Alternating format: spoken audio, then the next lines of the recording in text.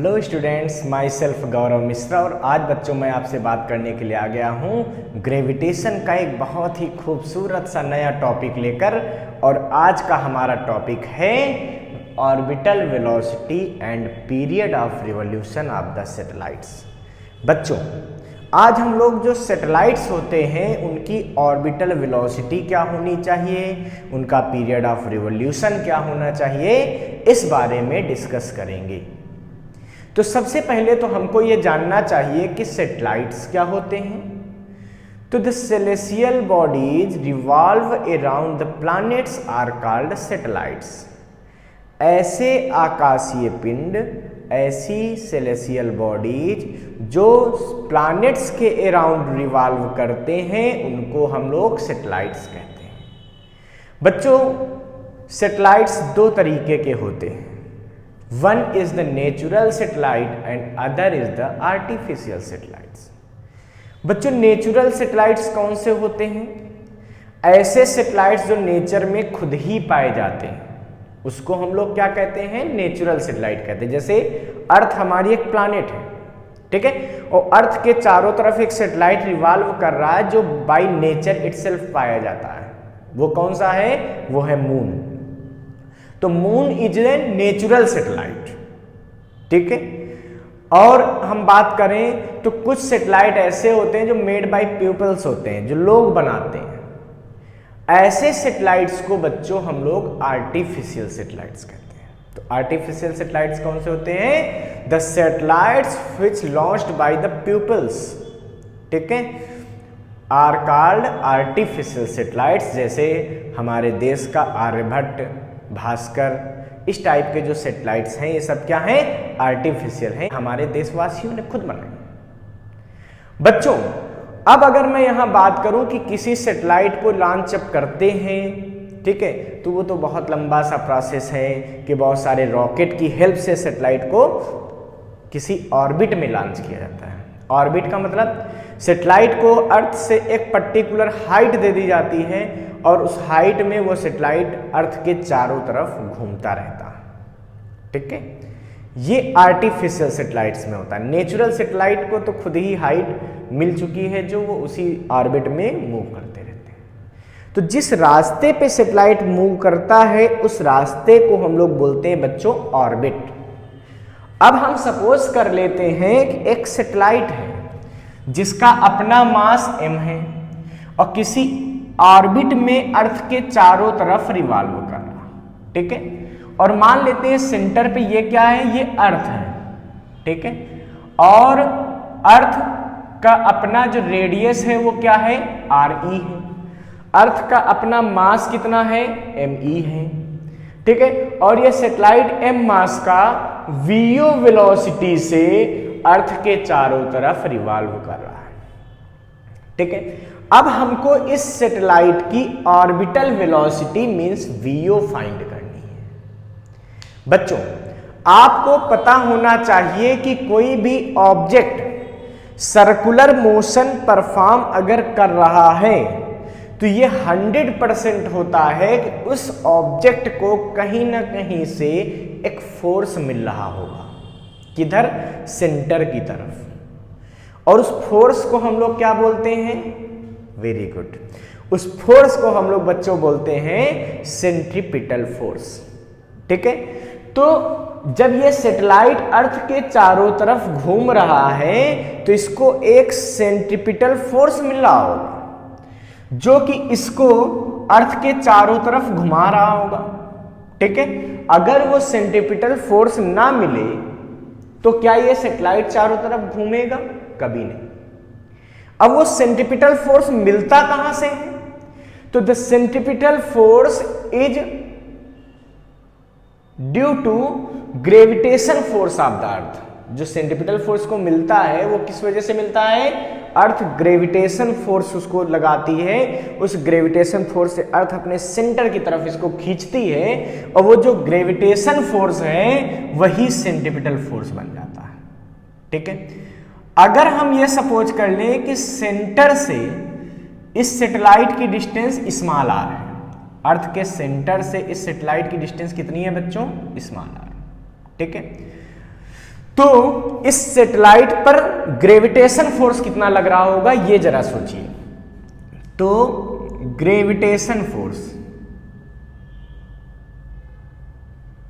Acting on satellite, ठीक है, gravitation force acting on satellite कितना होगा ग्रेविटेशन फोर्स बच्चों? ये होगा G(m)(e)m/r²। ये कैसे? ये बच्चों by Newton's law of gravitation कि अगर दो body m1 m2 r distance पर हैं तो उनके बीच फोर्स क्या लगता है? G(m1 m2)r²। तो G(m)(e) mass of earth, m mass of satellite upon r², ठीक है। ये हमारे पास ग्रेविटेशन फोर्स आ गया। ये ग्रेविटेशन फोर्स इस सैटेलाइट को एक सेंट्रीपिटल फोर्स दे रहा होगा। बच्चों सेंट्रीपिटल फोर्स कितना रिक्वायर्ड होता है सोचिए जरा। तो रिक्वायर्ड सेंट्रीपिटल फोर्स, तो सेंट्रीपिटल फोर्स कितना रिक्वायर्ड होगा भाई? Fc = mv0²/r। ये सेंट्रीपिटल फोर्स रिक्वायर्ड होगा, ठीक है। इसका मतलब हम कह सकते हैं कि ये जो ग्रेविटेशन फोर्स है यही इस सैटेलाइट को centripetal force towards the centre of the earth provide कर रहा होगा। तो हम कह सकते हैं बच्चों कि gravitation force provides the centripetal force, that's why Fg बराबर Fc, ग्रेविटेशन फोर्स ही तो सेंट्रीपिटल दे रहा होगा। It means G(m)(e)m/r² = mv0²/r। बच्चों m से m को कैंसिल कर देंगे, ठीक है। देखिए m से m को क्या कर सकते हैं? कैंसिल कर सकते हैं। तो यहां से बच्चों ऑर्बिटल वेलोसिटी का फार्मूला क्या आएगा सोचिए। एक r ये ऊपर जाएगा, ये भी इससे कैंसिल हो जाएगा, तो बचेगा क्या हमारे पास? G(m)(e)r। This is VO², orbital velocity का square. So what will be the value of orbital velocity? It is G(m)(e)r। Root में क्यों आ गया? क्योंकि उधर स्क्वायर था, जब स्क्वायर हटाया तो रूट लग गया, ठीक है। ये ऑर्बिटल वेलोसिटी आ गई। अब बच्चों आप यहां पे देख रहे हैं कि स्मॉल r की वैल्यू क्या हो सकती है? देखिए re + h, स्मॉल r की वैल्यू होगी re + h। तो हमें जहां रिक्वायर्ड होगा वहां पर हम स्मॉल r = re + h भी यूज कर सकते हैं। तो बच्चों यहां पे ऑर्बिटल वेलोसिटी का फार्मूला हमें क्या मिल रहा है? ये मिल गया रूट में G(m)(e)re + h। एक ये भी फार्मूला ऑर्बिटल वेलोसिटी का हमें मिल गया, ठीक है। अब देखिए बच्चों अर्थ सरफेस पर अगर मैं बात करूं,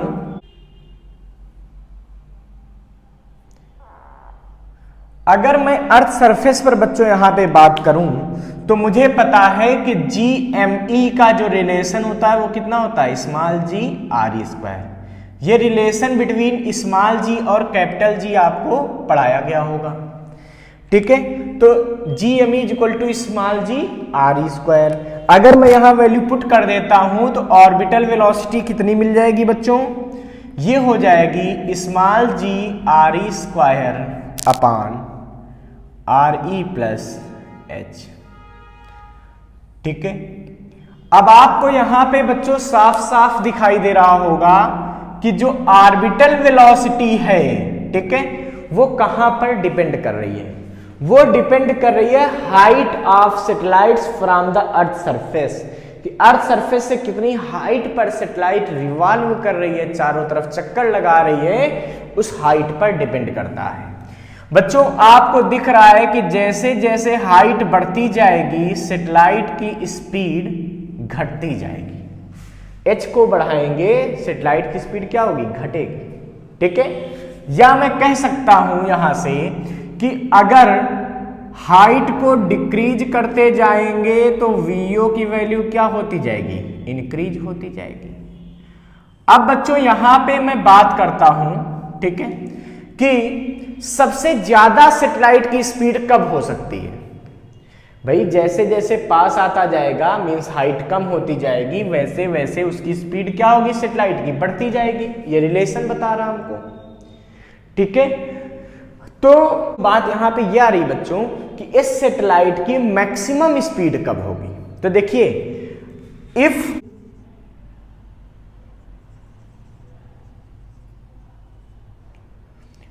क्लोजर टू अर्थ देन, तो अगर कोई सैटेलाइट वेरी क्लोजर है अर्थ सरफेस के, ठीक है, इसका मतलब उस सिचुएशन में हम H को नेग्लेक्ट कर सकते हैं, ठीक है। H को नेग्लेक्ट क्यों कर सकते हैं, क्योंकि RE बहुत बड़ा हो जाएगा उस समय H की रेस्पेक्ट में, ठीक है। तो H को हम नेग्लेक्ट कर देंगे, लेकिन ये कब सिचुएशन आएगी, जब सैटेलाइट की हाइट 500 किलोमीटर से कम होगी, उस समय लगभग H को हम नेग्लेजिबल मान लेते हैं, क्योंकि RE रेडियस ऑफ अर्थ आपको पता है ना कितनी होती है, RE की वैल्यू अप्रॉक्स 6400 किलोमीटर होती है। RE जो रेडियस ऑफ अर्थ है वो अप्रॉक्स क्या होती है 6400 किलोमीटर, या हाइट जो सैटेलाइट की है वो 500 किलोमीटर से कम लाई कर रही है, तो हम लोग H को क्या कर देते हैं, नेग्लेक्ट कर देते हैं। अब देखिए अगर H को नेग्लेक्ट कर देंगे तो VO का फार्मूला क्या बनेगा, ऑर्बिटल वेलोसिटी ऑफ सैटेलाइट क्या बनेगा, ये बनेगा स्मॉल g RE अपान RE। क्यों, H तो नेग्लेक्ट हो चुका है। बच्चों अगर आप इस RE से एक RE को कैंसिल कर देंगे तो VO इक्वल टू आ गया रूट में g RE। तो जब RE से ये RE कैंसिल करेंगे तो बच्चों ऑर्बिटल वेलोसिटी कितनी आएगी, रूट में g RE, ठीक है। अब आपको पता होना चाहिए कि स्मॉल g की वैल्यू क्या होती है अर्थ सरफेस पर, अप्रॉक्स 9.8 मीटर पर सेकेंड स्क्वायर, थोड़ा सा वेरी करती है बट वो हम अभी कांस्टेंट कंसीडर कर रहे हैं। RE रेडियस ऑफ अर्थ, ये भी approx 6400 kilometre means 6.4 into 10⁶ metre होता है। मीन्स अगर ये दोनों वैल्यू मैं यहां रख दूं तो ये मैक्सिमम वेलोसिटी ऑफ सैटेलाइट आ जाएगी। तो सैटेलाइट की मैक्सिमम वेलोसिटी क्या हो सकती है बच्चों, ये हो सकती है 9.8 इंटू RE 6.4 इंटू 10⁶। जब हम इसको सॉल्व करेंगे तो ऑर्बिटल वेलोसिटी अप्रॉक्स 7.9 किलोमीटर पर सेकेंड आ जाती है। इसका मतलब ये हुआ कि जो सैटेलाइट अर्थ के नियरेस्ट होता है, बहुत करीब होता है, उस सैटेलाइट की ऑर्बिटल वेलोसिटी 7.9 किलोमीटर पर सेकेंड होती है, ठीक है। अब बच्चों अगर आपको मैं 2-3 सैटेलाइट्स की स्पीड बता दूं तो आप ये भी समझ सकते हैं कि किस सैटेलाइट की हाइट ज्यादा होगी। जैसे अगर मैं आपसे कहूं कि 2 सैटेलाइट हैं, एक की ऑर्बिटल वेलोसिटी 2 किलोमीटर पर सेकेंड है, दूसरे की 5 किलोमीटर पर सेकेंड है, और मैं आपसे पूछूं इनमें से कौन ज्यादा हाइट पे होगा, तो आपको क्या पता चला कि स्पीड तब मैक्सिमम होती है जब satellite closer to earth surface होता है। मींस जैसे जैसे सैटेलाइट दूर जाएगा उसकी स्पीड क्या होती जाएगी, घटती जाएगी। इसका मतलब इन दोनों सैटेलाइट्स में किसकी हाइट ज्यादा होगी, जिसकी स्पीड कम होगी उसकी हाइट ज्यादा होगी। इसका मतलब इसकी हाइट क्या होगी, ज्यादा होगी, इसका हाइट ज्यादा होगा। क्लियर है, क्यों, क्योंकि इसकी ऑर्बिटल वेलोसिटी कम है। तो ऑर्बिटल वेलोसिटी और हाइट का रिलेशन आप क्लियर समझ चुके हैं। अब बच्चों हम बात करते हैं रिवॉल्यूशन ऑफ टाइम हाइट पे कैसे डिपेंड करता है, ठीक है। तो पहले इसका आप स्क्रीनशॉट ले लीजिए। चलिए अब बच्चों आप लोग ये समझ चुके हैं कि ऑर्बिटल वेलोसिटी ऑफ सैटेलाइट क्या होती है।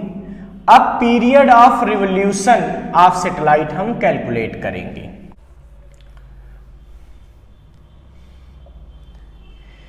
तो बच्चों टाइम ऑफ रिवॉल्यूशन का मतलब किसी सैटेलाइट को एक चक्कर लगाने में कितना टाइम लगता है वो कहलाता है ऑर्बिटल पीरियड ऑफ रिवॉल्यूशन, ठीक है। तो पीरियड ऑफ रिवॉल्यूशन क्या होता है बच्चों कि किसी सैटेलाइट को एक चक्कर लगाने में कितना टाइम लगेगा, ये होता है पीरियड ऑफ रिवॉल्यूशन। तो लगभग ऑर्बिटल वेलोसिटी एक ऑर्बिट में सैटेलाइट की सेम रहती है अगर सैटेलाइट किसी सर्कुलर ऑर्बिट में मोशन कर रहा है। बच्चों उस समय जो टाइम पीरियड होता है सैटेलाइट का, टाइम पीरियड ऑफ सैटेलाइट, ठीक है, ये क्या होता है बच्चों, t बराबर, तो मतलब एक चक्कर लगाने में लगा समय। अब एक चक्कर लगाने में कितना समय लगेगा, तो टाइम इक्वल टू क्या होता है बच्चों, डिस्टेंस अपॉन स्पीड। तो सोचिए एक चक्कर लगाने में इस सैटेलाइट को कितनी डिस्टेंस चलनी पड़ेगी, जितनी इसकी ऑर्बिट की सरकमफेरेंस है। और बच्चों ऑर्बिट की सरकमफेरेंस कितनी है, 2 पाई r स्मॉल r, यानी कि 2 pi R E plus H. क्यों, क्योंकि स्मॉल r की वैल्यू क्या है, R E plus H, means t equal to हो गया 2 pi R E plus H, ये हो गई circumference of the satellite upon orbital velocity of the satellite means v naught. अब अगर बच्चों मैं v नॉट की वैल्यू पुट कर देता हूं तो हमें time period of the satellite मिल जाएगा। बच्चों t बराबर हो जाएगा 2 pi R E plus H divided by root में G M E upon R E plus H. तो देखिए जो upon R E plus H है वो ऊपर चला जाएगा, मल्टीप्लाई हो जाएगा, रेसिप्रोकल हो गया। तो t बराबर क्या बचेगा बच्चों, 2 pi R E plus H की पावर 3/2 अपान जी एम ई की आर ई प्लस एच की पावर 3/2 अपान जी एम ई। अगर मैं इस 1/2 पावर और इस रूट को एक साथ करके देखूं तो मैं लिख सकता हूं are E plus H upon G M ई इस पूरे की पावर। तो बच्चों यहां से देख के आपको पता चल रहा होगा कि जो time period of the satellite है ये डिपेंड कर रहा है हाइट पे। ये कैसे डिपेंड कर रहा है, हाइट पे।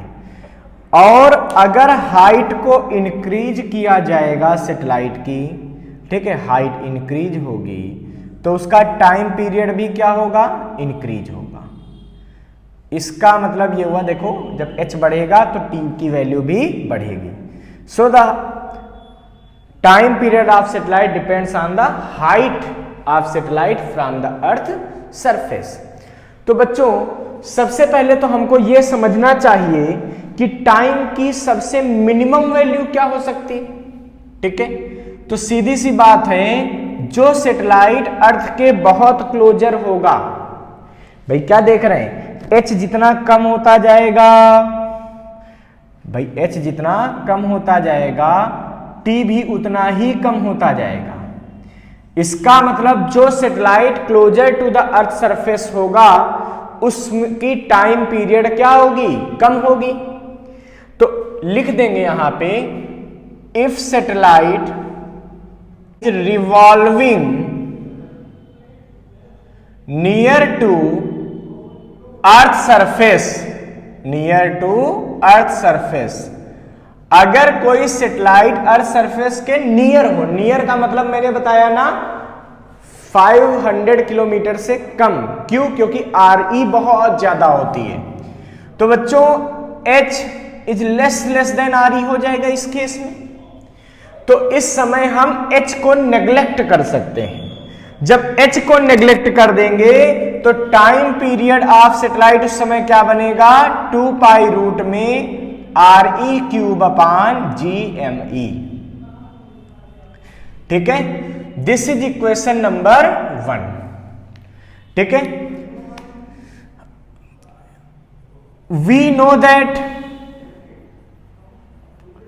जी M E is equal to small ji R E square. हमको पता है कि जो जी एम ई होता है वो क्या होता है, स्मॉल जी आर ई स्क्वायर के स्मॉल जी और कैपिटल जी में रिलेशन आप लोग पढ़ चुके हैं। तो बच्चों अगर हम यहां वैल्यू पुट कर देंगे तो टाइम पीरियड कितना मिलेगा इस सिचुएशन में, 2 पाई रूट में R E cube upon small जी R E square. R E से आर ई कैंसिल हो जाएगा तो 2 पाई अंडर रूट में आर ई अपान जी।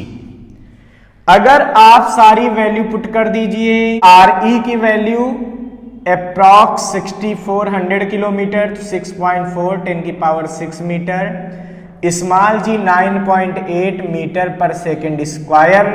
इस सिचुएशन में टाइम पीरियड कितना आ जाएगा 2 पाई 3.14 रूट में 6.4 इंटू 10 की पावर 6 अपान 9.8। जब इसको हम सॉल्व करेंगे बच्चों तो सॉल्व करने पर अप्रॉक्स 84.6 मिनट वैल्यू आती है। ठीक है, इसका मतलब ये हुआ कि जो सैटेलाइट अर्थ के बहुत करीब होगा उसका टाइम पीरियड अप्रॉक्स 84.6 मिनट यानी कि 5075 सेकंड हो जाएगा उसका टाइम पीरियड। ठीक है, इसका मतलब आप समझ रहे हैं, एक सैटेलाइट जो अर्थ के बहुत क्लोजर होगा वो 1.5 घंटे मीन्स 1.5 आवर्स के आसपास टाइम में एक चक्कर पूरा कर लेगा। इसका मतलब वो 24 आवर में कितने राउंड पूरा करेगा अप्रॉक्स 15 राउंड। ठीक है, इसका मतलब ऐसा सैटेलाइट 24 आवर में अप्रॉक्स 15 to 16 राउंड कंप्लीट कर सकता है। ठीक है, तो अगर कोई सैटेलाइट बहुत करीब है अर्थ सरफेस के तो वो एक दिन में मीन्स 24 आवर में क्या कर सकता है 15 राउंड से भी ज्यादा कंप्लीट कर सकता है। ठीक है बच्चों, तो ये कंक्लूजन बहुत इंपॉर्टेंट था। कभी कभी पूछ दिया जाता है what is the relation of time period of satellite with the density of earth. तो अगर अर्थ की डेंसिटी में से इक्वेशन निकालना हो तो यहां पे हम करने जा रहे हैं बच्चों, देखो रिलेशन ऑफ टाइम पीरियड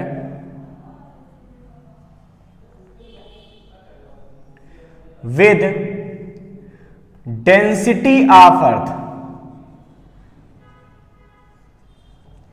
तो देखिए टाइम पीरियड का डेंसिटी ऑफ अर्थ से कैसे निकालेंगे रिलेशन भाई, एम इज इक्वल टू क्या हो जाएगा 4/3 पाई आर ई क्यूब रो। अगर हम ये सपोज कर ले कि अर्थ की डेंसिटी रो है, रो क्या है डेंसिटी ऑफ अर्थ। ठीक है, इस सिचुएशन में mass is equal to earth का कितना हो जाएगा वॉल्यूम इनटू डेंसिटी। वॉल्यूम क्या होगा, अर्थ स्फेरिकल होती है 4/3 पाई आर क्यूब इंटू डेंसिटी क्या हो गई रो। अब अगर इस m की वैल्यू इन इक्वेशन फर्स्ट में पुट कर दूं तो मुझे क्या मिलेगा, यहां पे लिख देंगे फ्रॉम फर्स्ट इक्वेशन। तो क्या मिलेगा बच्चों, यहां से ये मिलेगा t is equal to 2 pi root में R E cube upon 4 upon 3, तो 3 ऊपर चला गया रेसिप्रोकल होके। ठीक है, पाई आर ई क्यूब रो। देखिए आर ई क्यूब से आर ई क्यूब क्या हो जाएगा कैंसिल हो जाएगा। बच्चों इस 2 पाई को अंदर ले जाइए। ठीक है, अच्छा अपान में एम ई के साथ जी भी तो था इंटू जी। अब बच्चों ऐसा करते हैं कि इस 2 पाई को अंदर ले जाते हैं। जब अंदर ले जाएंगे तो टी की वैल्यू क्या मिलेगी हमें 4 पाई स्क्वायर इंटू 3 अपान 4 पाई रो जी। अब बच्चों देखिए पाई से पाई कैंसिल कर दीजिए, 4 से 4 कैंसिल कर दीजिए, तो टी का फार्मूला क्या बचेगा 3 पाई अपान जी रो रूट में। ठीक है, so the time period of satellite is root में 3 पाई अपान जीरो। यहां से आपको एक बात पता चल रही है कि जो टाइम पीरियड सैटेलाइट का होता है 1 अपान डेंसिटी ऑफ प्लैनेट। अर्थ पे बात करें तो डेंसिटी ऑफ अर्थ पे डिपेंड करता है। ठीक है, इसका मतलब अगर अर्थ की डेंसिटी इंक्रीज हो जाए तो भी टाइम पीरियड क्या हो जाएगा चेंज हो जाएगा। ठीक है बच्चों, अब हमको ये बात करनी चाहिए कि अगर एक सैटेलाइट की हाइट को बढ़ाते जाएं, ठीक है, तो एक हाइट ऐसी आएगी जिसके लिए सैटेलाइट का टाइम पीरियड बढ़ते बढ़ते बढ़ते बढ़ते 24 आवर हो जाएगा। इस सैटेलाइट को हम लोग बोलते हैं जियो स्टेशनरी सैटेलाइट।